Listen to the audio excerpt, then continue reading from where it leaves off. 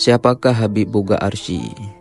Ialah Habib Abdurrahman bin Alwi Al-Habsyi atau dikenal sebagai sosok Habib Buga Arsy, berasal dari Mekah. Kemudian datang ke Aceh pada tahun 1760 saat masa pemerintahan Sultan Alaiddin Mahmud Shah. Ia menetap di Aceh dan menjadi orang kepercayaan Sultan Aceh pada masa itu.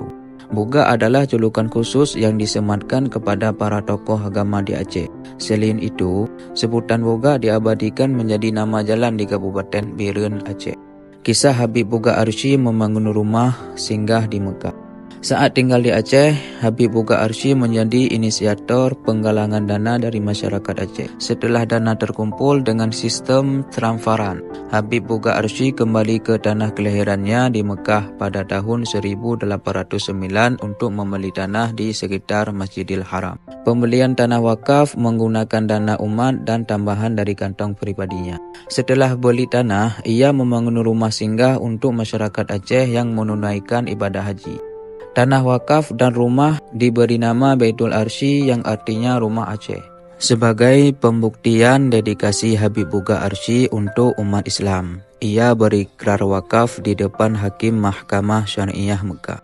Rumah tersebut ialah Baitul Arsy, dijadikan tempat tinggal jamaah haji asal Aceh yang datang ke Mekah untuk menunaikan ibadah haji, dan juga tempat tinggal orang asal Aceh yang menetap di Mekah. Sekiranya karena sesuatu sebab tidak ada lagi orang Aceh yang datang ke Mekah untuk haji, maka rumah wakaf ini digunakan untuk tempat tinggal para pelajar, santri atau mahasiswa Jawi. Jawi adalah istilah untuk menyebut pelajar atau mahasiswa yang datang dari Asia Tenggara untuk menuntut ilmu di Mekah. Kisah dedikasi Habib Buga Arsy masih diceritakan turun-temurun hingga sekarang.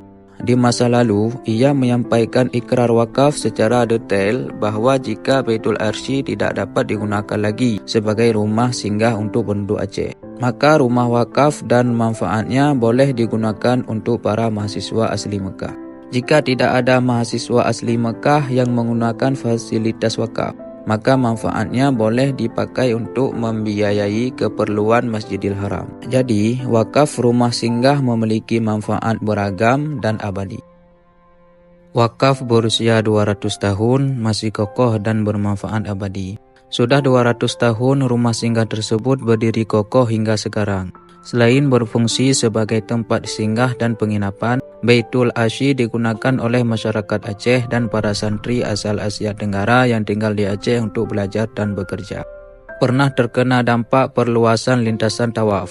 Pada era kepimpinan pemerintahan Arab Saudi yaitu Raja Malik Saud bin Abdul Aziz, Baitul Arsy terkena dampak perluasan lintasan tawaf di sekitar Masjidil Haram. Karena kejadian tersebut, maka pemerintah Arab Saudi memberikan kompensasi berupa uang tunai. Kompensasi digunakan untuk membeli 2 bidang lahan yang berjarak 500 meter dari Masjidil Haram. Selain rumah singgah, Baitul Arsy dikembangkan menjadi sarana untuk mendongkrak bisnis berkelanjutan. Maka dari itu, pengusaha membangun Hotel Elaf Al-Masyair dan Hotel Wakaf Habib Buga Arsy di kawasan Aziziyah dengan sistem bagi hasil.